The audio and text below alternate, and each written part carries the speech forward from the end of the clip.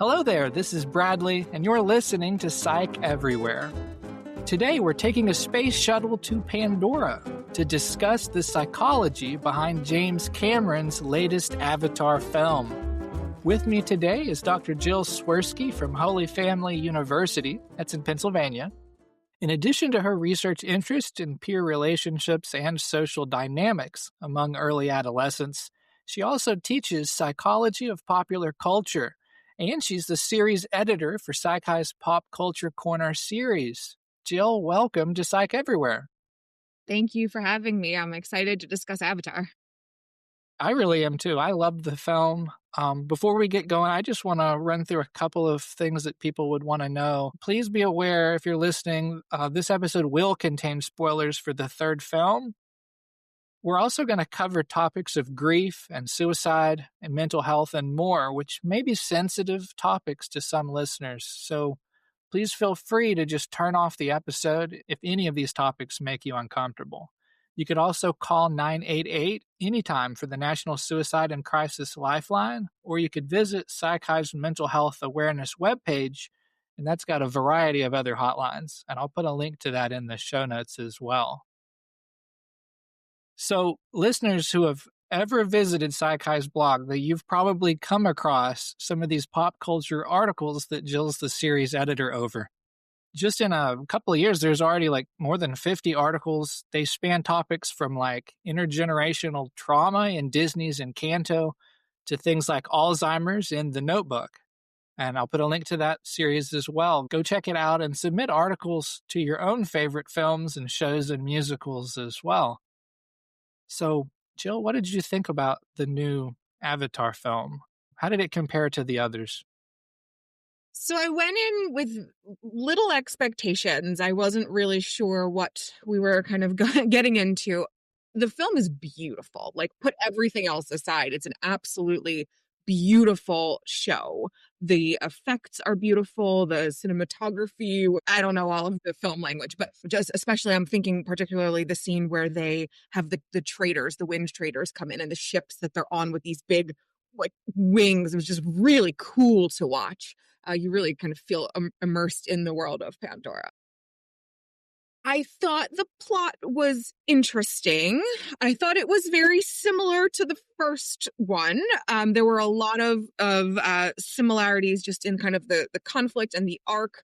And at one point, my husband leans over to me and goes, "Didn't we do this already?" So there definitely were some similarities, but overall, I thought it was enjoyable, entertaining, long, but enjoyable and entertaining, and lots of great psych themes to discuss.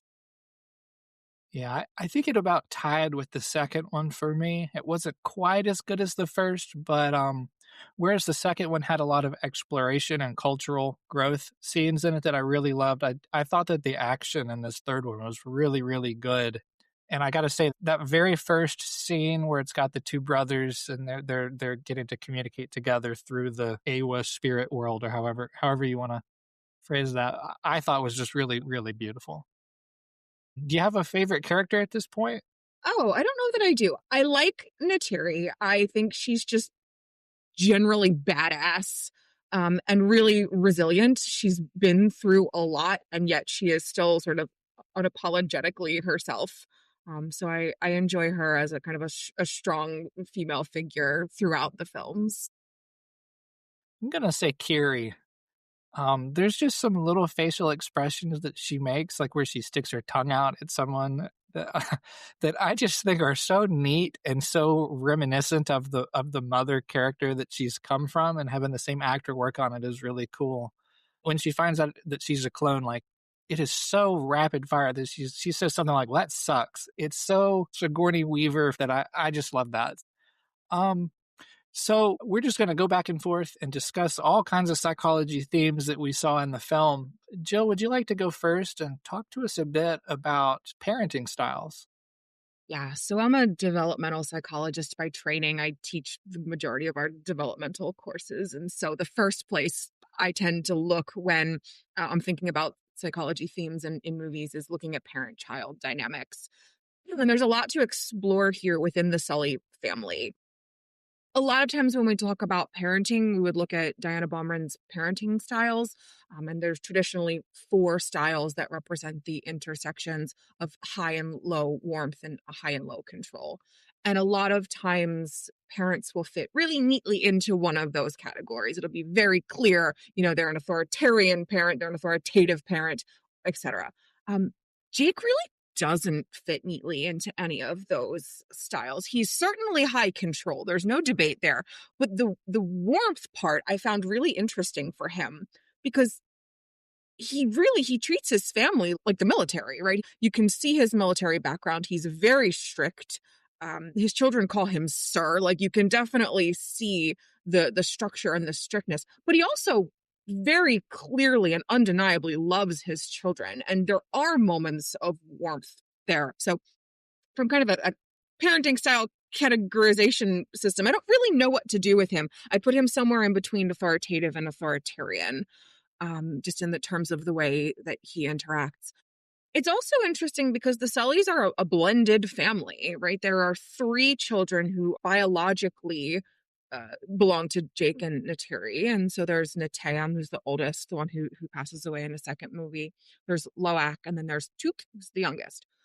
Kiri, as we learn in this movie, is a biological clone of her mother, Grace.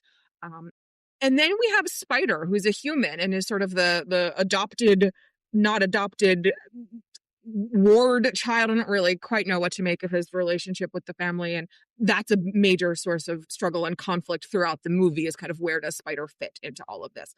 So in addition to just kind of parenting style dynamics, we also have the dynamics of a blended family. And you see Jake and Nateri struggling with that. Where does Spider fit in, coping with his role and a bigger picture in the loss of their son, Nateam. So lots of cool parenting family dynamics. So I guess our first heavy subject is, and it was a prominent theme in this film, is the theme of grief. And I primarily focused on that related to the death of the brother from the second film. So one of the earlier pop culture series blog posts, I don't remember which one it was or which film it was talking about, but it actually compared that particular film to Kubler-Ross's 5 Stages of Grief. And I thought that was really cool. And so as I was watching the film, I was kind of thinking about that and trying to see, could I find ways to fill each of those 5 categories within the 5 stages of grief? And so what those are, the 5 are denial, anger, bargaining, depression, and acceptance. And these are just 5 common things that you would see related to grief. It's not necessarily the case that someone would exhibit all 5 of them or that they would occur in any particular order, though you would like to think that acceptance would be the last one that someone would experience, but that's not even always the case. So here's some examples of where each of these 5 appear in the film through different characters. So the first one's denial. So one of the things that bugged me about the film, I saw it as a plot hole at first. Why would they return to the Metcaina clan on the reef right after they've sunk this huge ship at the end of the second film? Obviously, they know they're going to be attacked for that. There will be repercussions. It's going to be terrible for them. And then when they try to take Spider away and that plan fails, what do? They go right back to the exact same place where that's the first place Quaritch is going to look for them. And inevitably he does. And to me, when I was watching, I was like, this is really silly. You wouldn't do this. But when I look at it kind of more through this Kubler model, I start thinking, well, actually, maybe they're going back there because that's where their kid died. And this is a denial kind of issue. In that lens, it's really sad and feels really truthful to me that that's something that a family might do. Another example of denial would be Jake just avoiding speaking to Loak about his beliefs for so long, even though it's obvious that Loak knows what he's thinking. So for the second one, anger, that's an easy one, right? And Nateri's emotional breakdown is really powerful. She also has a lot of anger. She places blame on all humans, even Spider, who she knows so well. Bargaining is the third one. Jake and Nateri literally almost sacrifice Spider as if that's going to make all their problems go away. And another example of bargaining is Loak going to that spirit tree to get visions of forgiveness from his brother. Number four is depression. Loak isolates himself and he even contemplates suicide, which we'll talk about in a little while. Neytiri also very visibly enters a mourning dress and has the beads and all that. And then finally, we have acceptance. And thank God we get there in this film. And we see Jake really come to accept his son Loak. We see Neytiri accept Spider and even try to save him when Jake thought he was maybe going to have to kill him. And we see the family begin to heal. So that's all just through the lens of the death of the brother. Jill, would you like to expand that and talk about other areas of grief? Yeah. So, and I'm glad that when you described Kubler-Ross's theory in the beginning, you mentioned the part about this is not a stage theory like we often see in developmental psychology, like in Eric Erikson or like a Jean Piaget. This is not a stage theory where people move through the stages in a linear order. You can go forward, you can go backwards, you can be experiencing denial one day, anger the next, depression the next, then back to denial. So I'm glad you mentioned that because that is a really common misconception of the Kubler-Ross stages of grief. Another common misconception, though, is that this theory only applies to loss of life or grief that comes when a loved one dies. It certainly works for that and it works well for that, but it's not the only way that we can conceptualize grief. Grief is a major theme throughout the entire, not just this movie, but the entire kind of Avatar franchise. You know, Tatum's death is the most obvious, the most clear cut, but it's not the only example by any long shot. We can think of grieving in a much more broad and dynamic way. So in the first movie, Jake loses his identity as a human. He doesn't really seem to grieve much for it. It seems to be a welcome change for him, particularly considering, that he couldn't walk, and in the Avatar body, he felt a lot more kind of free and confident. But still, that is a path not taken in some ways, right? Or a different path. And so there can often be a sense of grief for that, the life that you left behind, even if the change is a good one for you. Perhaps a better example is Neytiri. She loses so much throughout the 3-movie sequence. Not just her son, she loses her father in the first movie. She loses her forest. She watches her home burn multiple times. When Awa is destroyed, her faith, her connection to the land, to the people is so deep. That's also a huge theme kind of throughout. And then in this most recent movie, her bow breaks, and her bow was her connection to her people, to her father, to her forest. In the first movie, when her father dies, in the original Sky People attack, he gives her the bow and says, "Protect the people." And so that was sort of a tangible link, her last tangible link, really, to her father. And so we see that her grief over her bow breaking may have seemed disproportionate in the moment, but it really wasn't. There was a scene, and I'm paraphrasing, I don't remember the exact language, but Jake and Neytiri are fighting, and they're both just so run down, and so you can see kind of like this cumulative loss and grief kind of weighing on them. And Neytiri says something to the effect of, "I've lost my home, I've lost my people, I've lost my son, I've lost my father. My faith is all that I have left." And we'll probably talk later about kind of the role of spirituality for the Na'vi people in general, but for Neytiri specifically, and how faith and spirituality can be such a healing factor in the grieving process. Um, I also found, I think her name is Varang. She's the leader of the, what would you call that clan? The ones that end up being kind of the Ash antagonists. people, I don't know. Yes, people, yeah, I don't know the technical term. She's also interesting because she has experienced quite a bit of loss as well. She essentially says that they took everything from her, so I have nothing left, right? So we can look at her actions and you almost interpret them a little bit differently from that lens when you understand that maybe what she's doing, maybe she's kind of just stuck in that anger stage. And she very much has this mentality of, well, I've lost everything, so I may as well burn the world around me. But these are also, when we look at all of these together, great examples of individual difference and how different people can experience loss of different things in different ways.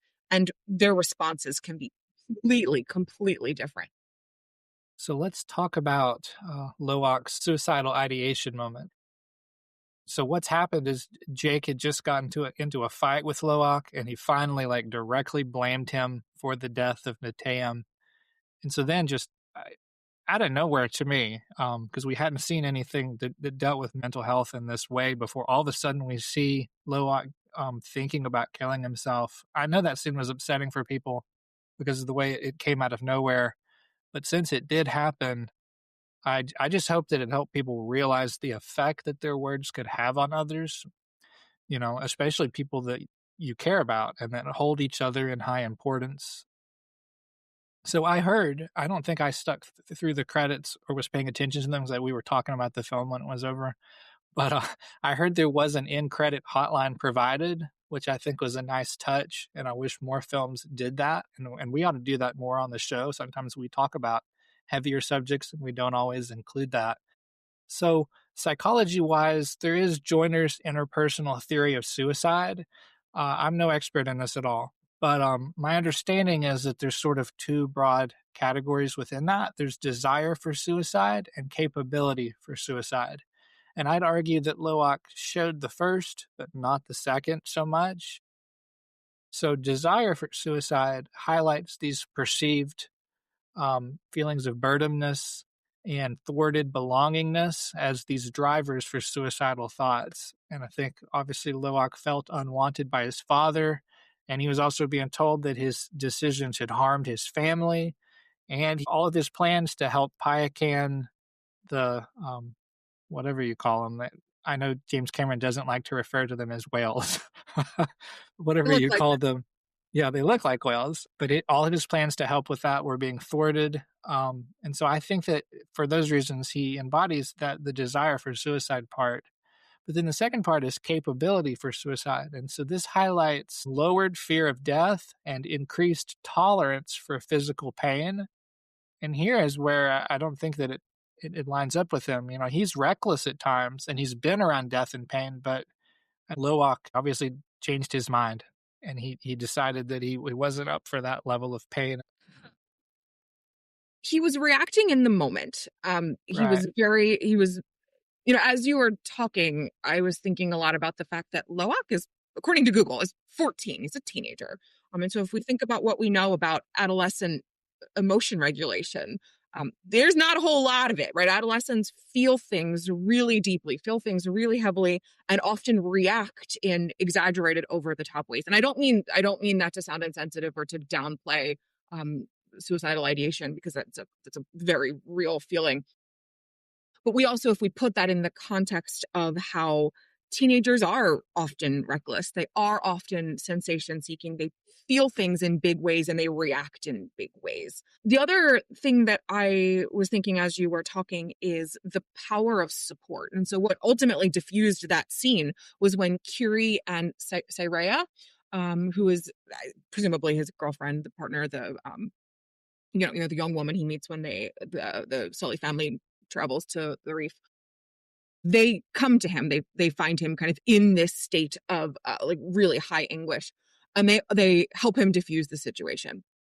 I don't know what would have happened if they hadn't found him, but I think that's a good example of the power of support. I'm not an expert in suicidal ideation. I'm not a clinician. I don't know the research in this area, but I do know the research on adolescent peer support. And it is a buffer against a whole lot of negative, icky things. So I don't think it's a far leap to say that having that support from his sister and from his partner in that moment were really beneficial for him. Are there any other areas of suicide that you'd like to touch on with the other characters? Yeah, so Quaritch ultimately Uh, dies by suicide as well. That shocked me. Did that shock you? yeah, I didn't think they'd ever kill him. I'm still not convinced that he actually died from that fall. No, if I were Jake, I would have wanted to see a body. Is that morbid to say? Um, I truly thought that we were going to get a Darth Vader style redemption arc out of him. There were so many moments of humanizing him in this film that we didn't see in the early ones. And you even see moments of Quaritch and Jake teaming up and working together for a common goal. Put all of their differences aside, they both love Spider. They may not both admit it, but they both do. And so we saw them working together. We saw Quaritch much more humanized, making some of the right choices. I really thought that we were going to get a redemption arc out of him, and we ultimately didn't. He ultimately made the choice, as he and Jake and Spider were fighting, kind of in the flux vortex. He makes the choice to throw himself off the side. Ultimately, I think we can assume that he died from that. Although, as you said, I don't know. But so that's a very different example of suicide. And if we look at the kind of the earlier model of desire and capability, I would argue that he was almost the other way around. Like, I don't think he had the desire for it. I don't think that's what he wanted. I think he just kind of felt like that was the best choice in that moment. His pride was so strong that he knew he'd lost. And he just didn't want to face that, and in a very kind of extreme way. I heard a theory on social media that we'll probably see him again in the next film. Is there If another one? not, I thought we were done. so they're talking about maybe doing 4 and 5, and that there would be a time jump. And so the theory was that he'd be back either as himself or as Varang's child. Oh, Yeah, interesting. yeah, just like Kiri came back as Weaver's child and is the same actor. I think So they need to find a new villain. I think it's time. we just need more with Varang. I want to see more with that character. She was fascinating Yeah. and terrifying, also badass in a very different way. So I just wanted to touch on Stockholm Syndrome, which explains emotional bonding with captors as a survival strategy. So at the end of the second film, we see Spider choose to save Quaritch, even though he obviously knows how bad the guy is. And to me, that really set up this Stockholm Syndrome relationship that I figured would be explored in this next film more. And I was actually pleasantly surprised that we didn't do that. And if anything, it was actually Spider who took advantage of that relationship and was able to trick Quaritch into giving him the dog tags that allowed his escape. I thought that was really nice. That's all I had to say to that. I was pleased. Yeah, I don't know much about Stockholm syndrome from a psychological perspective, but I did appreciate, you kind of wondered what Spider was thinking in the last one when he saved. I mean, I guess you kind of don't. You kind of understand like his split loyalty, but I'm glad that he ultimately did kind of turn it to his advantage. I appreciated that in Spider. Would you like to talk about propaganda and groupthink? Yeah, so this is not a like super fully formed thought, so spitball with me. But as we were driving home from the movie, I said to my husband, it was wild to me how so many humans all hated Jake. There's the scene where he's been captured, he's locked up in this glass fishbowl where everybody is watching his kind of defeat. And you see all of these humans like chanting and cheering and celebrating his capture. And I'm thinking to myself, what the heck did Jake do to all of those humans? He was a human. Why did they hate him so much? And as my husband and I were kind of talking about it, I was thinking, nothing, right? He did nothing. But the people were buying the messages that were being sent to them by their leaders. So we didn't see this on screen, but presumably there was propaganda that was being spread around to the humans on the base about Jake, framing him as evil, as whatever you want to call it. And once I started thinking about it that way, I was like, okay, now it makes sense to me. This fits in with so many themes of social psychology, groupthink and conformity and obedience, classic examples of studies that we've seen from Solomon Asch and Stanley Milgram of what happens when people follow orders without asking questions and without thinking critically. And so I think we really did see a lot of that here. I definitely saw a lot of social psychology. I noticed the trolley problem appeared, and I love the trolley problem. I think it's so fascinating to try to figure out what will people do if they're given the choice of would you save this one group or that group? Who would you choose? And then just a zillion different variations of that. One group is larger than the other. One group is closer to you than the other, or looks more like you than the other, or they're different ages and all. I just think that's really fascinating. Um, and we've seen that in film before. I think Spider-Man with Tobey Maguire is probably the most obvious choice where he has to choose Mary Jane, or does he want to save like an entire, what looks like a floating trolley car of children? And he tries to break the rules and save both. Yeah, go ahead. The new Fantastic Four movie as well. Oh I'm not a yeah, where yeah. with the baby. I'm not a huge Fantastic Four fan, so I don't know the characters well. But essentially, it's the same argument where the Fantastic Four have to choose between saving their child or saving the world. So just another Yeah, example. and not even just them. They tell the whole world about the dilemma and allow the world to think about what they would want to do as well. Yes, which remember when we watched it, yelling, "Why would you tell Yep. them?" Anyway, different topic, Uh, different podcast. but I thought in this, what better example of trolley problem than asking the family to choose? Do you want to save Spider? But if you do so, you're risking a very high likelihood that he'll be captured and then his DNA or whatever will be used to eliminate the entire Navi population and change the entire world. I thought that was a really good trolley problem, and they keep struggling with it and going back and forth about their decisions. And so I wanted to point that one out as well. And extra complicated by all of the dynamics within the Sully family surrounding Spider. Neytiri blames him for a Right. lot of things. I mean, we could unpack that, but I think that he's an easy place for her to put her blame. And her grief and her loss. So I think she puts a lot of it on him. But you see that dynamic. It reminds me a lot of Game of Thrones, how Catelyn Stark just really didn't accept Jon Snow into the family. But you see that a lot with Neytiri's dynamic with Spider. Jake seems to accept him a lot easier, maybe because he was human formerly, and I'm not sure. But that definitely. So even the fact that they still chose Spider, even with how complex everything was, I don't know how that adds to the trolley problem, but it does. I know there's a study, Ding, from 2019, where they found that like 40 or 45% of people would actually sacrifice 1,000 people just to save one loved one. But I don't know. I wonder if there's a study out there that asks anyone, would you save one person and sacrifice the rest of the world? And actually takes it to that extreme. I wonder if anyone would actually do it or not. I think a question like that would be really hard to ask because of Yeah. the social desirability. Nobody would, whether or not people would do it, would they admit to it? Those are, I think, very different questions. But also, I mean, when I teach intro to psychology, my students laugh at me because at least once a week I say, humans are a social species, right? We did not evolve to be in isolation. We evolved to form groups. Evolutionary psychology talks about this a lot, social psychology, developmental psychology. We thrive in groups and through kinship and through building close relationships. So that statistic by Deng, it surprises me that it's not higher. I would have expected that number to be much, much higher because at the end of the day, when you're looking at the face of one person you love versus 1,000 abstract, uh, random, unknown people, I think most people would choose the person they love. So you've got several other topics I know that you'd like to talk about. Would you like to dive into adolescent development? I would always like to dive into adolescent development.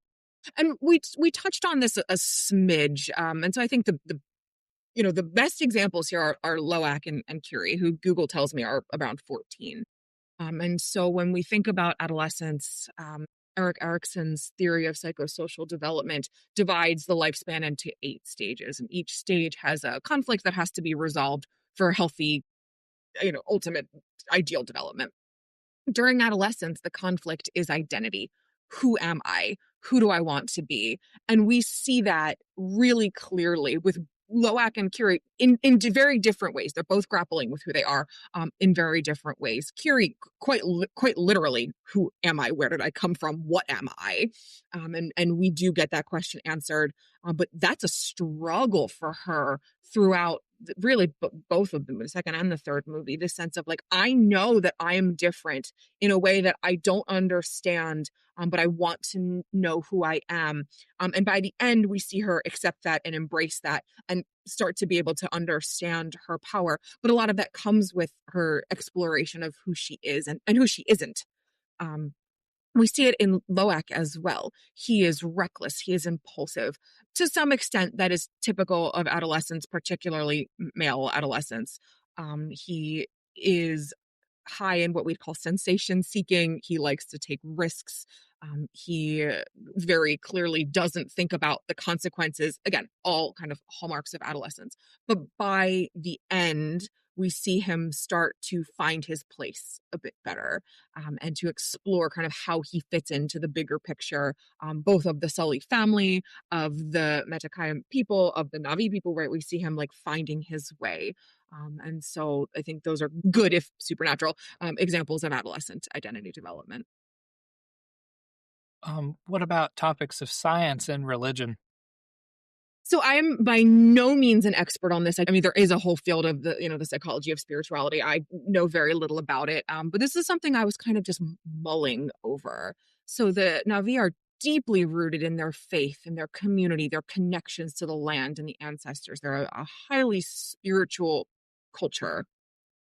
And then you have the humans who represent science and technology. And so a lot of times we see technology and science and religion and spirituality kind of pitted against one another. And we see that in movies, we see that in the real world as well. And the Avatar is no exception. We see those forces almost literally fighting one another. But there was one scene in particular, the scene where Neytiri was injured, she was shot, and she manages to make it back to the forest where Norm and Max find her. Norm is also one of my favorite characters. I should have said that earlier when you asked. I just find him to be so funny. But anyway, Norm and Max find her, and you hear them yelling, "Prep for surgery!" And she's very clearly in a medical facility. When we see her, she's wrapped up in bandages. But then you also have her mother sitting next to her. And her mother is Sahip, right? Like the spiritual leader of the clan. And she is doing her own healing things. And so in that moment, you see how Neytiri is really kind of embracing both worlds. And so it was a great example of science and religion working together, to save her life. And she ultimately did recover from her injury. But I don't necessarily have a point here. I more just was thinking about the ways that we tend to pit science and religion against each other, instead of thinking of them as complementary or as two sides of the same coin, if you will. I think there's definitely deeper connections to be made there, but I'm not the one to make them. On social media, I've heard a couple of people kind of complain, saying like, these films are making all this money, but they're not deserving of it. It's not creating this new movie culture, in the way that like Cameron's Aliens and Terminator did, right? And it made us see the whole world in a different, more distrustful way, and all that. And I just think that's interesting. I think it's true to some degree that it isn't creating the culture, but I think that's a good thing, maybe. Like, it's okay. Some films aren't designed to do that. And what I see in this is like every day kids wake up and they've got interracial parents, right? Or they've been adopted. And so they're not with their biological family. And that's what this is exploring. It's not trying to create a new culture, I don't think. I think it's exploring a real culture that many of us face every day, and it's making it more relatable in that sense and helping us to think through the things we actually experience. So I just wanted to point that out. What would you like to say about leadership of women? There are a lot of women characters in this series. And a lot of strong women Mm. characters in this series. So again, not a super, super thought out or articulated thought, but just something I was reflecting on. Um, the Navi culture, in some ways, it's patriarchal, but the women also play a really strong role, and you see that quite a bit in Jake and Terry's marriage. How they're both really strong personalities, and they complement each other, but they also grate against each other, which I think is unsurprising when you put two such strong personalities together. But if we look at the strong women, so I found Neytiri and Ronal's relationship to be fascinating. They butt heads like crazy at first, which didn't surprise me when you put two very strong women together, two very strong, very similar women together. They're going to butt heads. And I remember at one point in mid movie when they were fighting about something, whispering to my husband, they're going to be besties by the end. And I wasn't completely right, but I wasn't completely wrong either. Ronald dies in the final battle, after Neytiri delivers her baby. And like, is there any stronger bond of sisterhood than delivering someone's baby and promising to care for this child? And so ultimately, despite all of their differences, the bonds of sisterhood and motherhood were really outweighed everything else for the two of them in that moment. And I knew they were going to get there. I just didn't know exactly what that was going to look like. So I just thought that scene, that Ronald's death scene, was really beautiful. I mean, as beautiful as the death scene can be. I just thought that really showed kind of the power of women and what they can do. And similarly, Varang, she is the only woman. If you look around the kind of the Ash tribe, she's the only woman and she is the boss. I mean, she is in charge. The men are really there to protect her, and she is the undisputed leader. So there was a lot of really strong, powerful women in here. When she ended up with Quaritch, I was a little disappointed because I was kind of thinking, like, you're a badass woman. You have this tribe of men. You don't need this man. Like, you haven't needed a man yet. Why now?